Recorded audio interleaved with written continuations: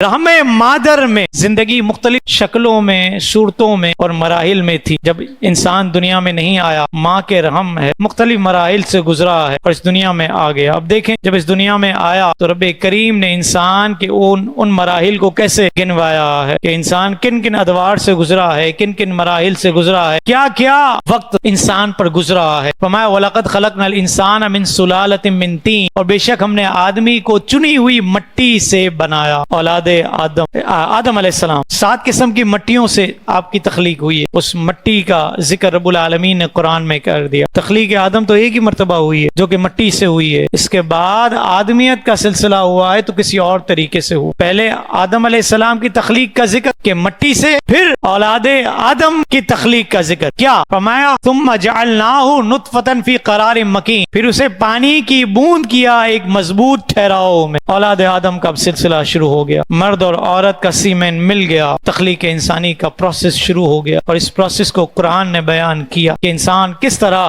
مختلف مراحل سے رحم مادر میں گزرتا ہے، وہ مراحل طے کرتا ہے اور پھر اس دنیا میں آتا ہے۔ تو مختلف سٹیجز ہیں۔ کیا فرمایا ثم خلقنا النطفۃ، پھر ہم نے انسان کو پانی کے گندے قطرے سے بنایا، ثم خلقنا النطفۃ علقہ، پھر ہم نے نطفے کو، پانی کو خون کی پھٹک کیا، فخلقنا العلقۃ مضغۃ، اور علقہ کو، خون کی پھٹک کو گوشت کی بوٹی، فخلقنا المضغۃ عظاما، پھر اس بوٹی کو ہڈیاں، فکسونا العظام لحما، پھر ہم نے ان ہڈیوں پر گوشت کا پہناوا چڑھا دیا۔ پانی سے یعنی آدم علیہ السلام کی تخلیق مٹی، پھر پانی سے انسان کی تخلیق کا ذکر، پھر خون کا لوتھڑا، پھر گوشت کی بوٹی، پھر ہڈیاں اور ان ہڈیوں پر گوشت، یہ سارا کا سارا مرحلہ رب نے بیان کیا۔ پھر فرمایا ثم انشأناہ خلقا آخر، پھر اسے اور صورت میں اٹھان دی، جب اس کے اعضاء بن گئے، جسم بن گیا، ہاتھ بن گئے، پاؤں بن گئے، شکل و صورت بن گئی، کان بن گئے، ہونٹ بن گئے، زبان بن گئی، یہ ساری کی ساری تخلیق ہو گئی۔ کیا فرمایا آخر میں؟ فرمایا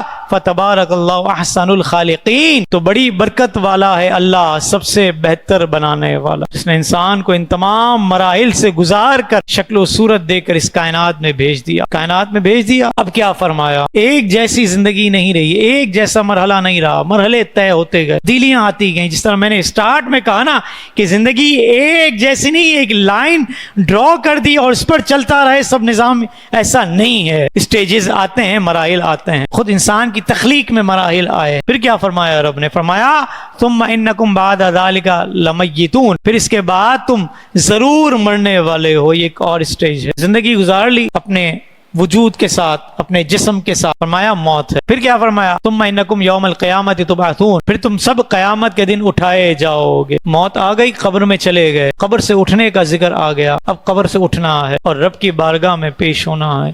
یہ سارے کے سارے مراحل رب کریم جل وعلا نے بیان کیے۔ اب آئیے جس بات کو میں نے مزید کھولنا ہے، فرمایا رحم مادر میں انسان کتنے مراحل سے گزر کر اس ناپائیدار زندگی میں آیا ہے، ہر مرحلہ دوسرے سے مختلف، اور ہر مرحلہ اپنے سابقہ مرحلے سے مزید ایک قدم آگے، اپ گریڈ ہونا جس کو ہم کہتے ہیں۔ پانی سے خون کا لوتھڑا بنا، خون کے لوتھڑے سے گوشت کی بوٹی بنی، گوشت کی بوٹی پر ہڈی لگی، ہڈی پر گوشت چڑھا، شکل و صورت بنی، اعضاء بنے، پھر انسان آیا دنیا میں۔ فرمایا ہر مرحلہ دوسرے سے ایک قدم آگے ہے، اور یوں ہی اللہ تعالیٰ کی منشا کے مطابق انسان ارتقائی مراحل سے گزر کر اپنی تکمیل کی انتہا کو پہنچا، اور اس انتہا کو بھی ہر انسان نہیں پہنچا، کچھ ایسے بھی ہیں جو انتہا پر پہنچنے سے پہلے ہی ختم ہو گئے، کوئی چند دنوں میں ختم ہو گیا، کوئی چند مہینوں میں ختم ہو گیا، کوئی پری میچور صورت میں پیدا ہو کر قبر کی زینت بن گیا۔ فرمایا یہ بھی ایک مرحلہ ہے۔ اس دنیا میں آ کر بھی انسان ارتقائی منازل کو طے کرتا، یہاں پر بھی سٹیجز ہیں، مراحل ہیں۔ ایک تو وہ ہے کہ بندہ جو ہے وہ شیرخوار بچہ ہے، پھر جو ہے وہ بچپن ہے، پھر جوانی ہے، پھر بڑھاپا ہے، اس کی طرف میں نہیں جا رہا، کچھ اور سمجھانا چاہ رہا کہ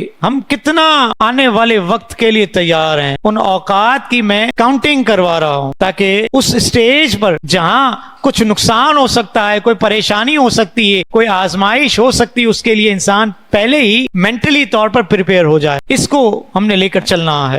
مزید اسلامک اور معلوماتی ویڈیوز دیکھنے کے لیے لائک، شیئر اینڈ سبسکرائب کے بٹن کو پریس کرنا ہرگز نہ بھولیں۔